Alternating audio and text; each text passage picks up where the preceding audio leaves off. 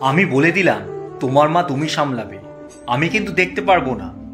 বাথরুমটা কত নোংরা করে দিয়ে এসেছে দেখো, আমার দেখেই কেমন গা গোলাচ্ছে। আসলে সুমনা দেবীর বয়স প্রায় 90 ছুঁই ছুঁই, তাই উনি এখন প্রায় বাচ্চার মতোই হয়ে গেছেন। নিজের কাজগুলো নিজে ঠিকঠাক করতে পারেন না, সাহায্যের প্রয়োজন হয়। চোখেও ঠিক দেখতে পান না, তাই বাথরুমে ঠিকঠাক করে জল ঢালতে পারেনি। তাই নিয়ে বৌমা সকালে চেঁচামেচি শুরু করে দিয়েছে। সুমনা দেবীর ছেলে মৃন্ময় স্ত্রীকে কিছু না বলে নিজেই গিয়ে বাথরুমটা পরিষ্কার করে দেন, আর মাকে এসে বলেন, কেন তুমি এরকম করছো? এবার থেকে বাথরুমে গেলে আমাকে বলবে। ঠিক আছে বাবা, এই বলে সুমনা দেবী নিজের ঘরে চলে যান।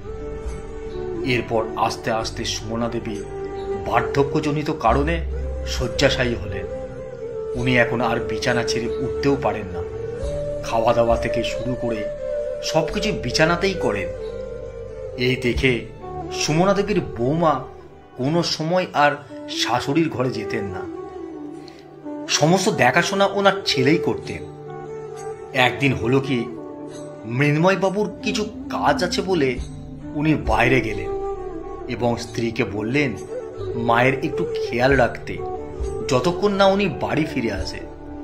মৃন্ময় বাবু স্ত্রী অনিচ্ছাকৃত থাকা সত্ত্বেও বললেন, ঠিক আছে, আমি দেখে রাখবো, তুমি তাড়াতাড়ি বাড়ি ফিরে এসো। এরপর দুপুরে খাবার নিয়ে শাশুড়ির ঘরে গেল।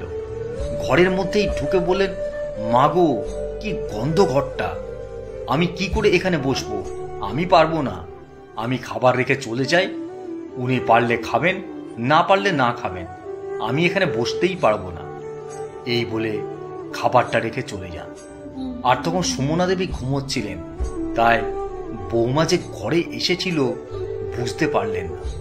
কিছুক্ষণ পর সুমনা দেবী ওনার ছেলেকে ডাকতে থাকেন, খোকা আমাকে একটু জল দিবি, আমার গলাটা শুকিয়ে গেছে। খোকা খোকা, কোনো উত্তর আসে না। তখন সুমনা দেবী বৌমাকে ডাক দিতে থাকেন, বৌমা আমাকে একটু জল দেবে, গলাটা শুকিয়ে যাচ্ছে, খুব জল তৃষ্ণা পেয়েছে। বৌমা বৌমা, উনি ডাকতে ডাকতে ক্লান্ত হয়ে গেলেন।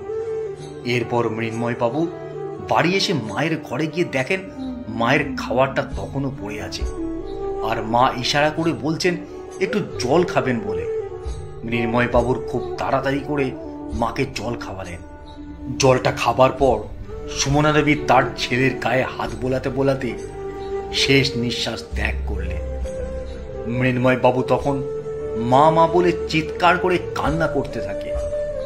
মৃন্ময় বাবুর স্ত্রী কান্নার আওয়াজ শুনে দৌড়ে শাশুড়ির ঘরে গেলেন। স্ত্রীকে দেখে মৃন্ময় বাবু বললেন, তোমাকে আমি একটা বেলা আমার মাকে দেখে রাখতে বলেছিলাম, তুমি আমার মাকে শেষ খাবারটাও খেতে দিলে না। এত নিষ্ঠুর কি করে হতে পারলে তুমি? তুমি না মা, তোমারও সন্তান আছে, মেয়েরা নাকি মমতাময়ী। তুমি আজ যে ব্যবহারটা আমার মায়ের সঙ্গে করলে, ভগবান না করুক তোমার সন্তানও যদি তোমার সঙ্গে এরকম ব্যবহার করে, তখন বুঝবে কেমন লাগে।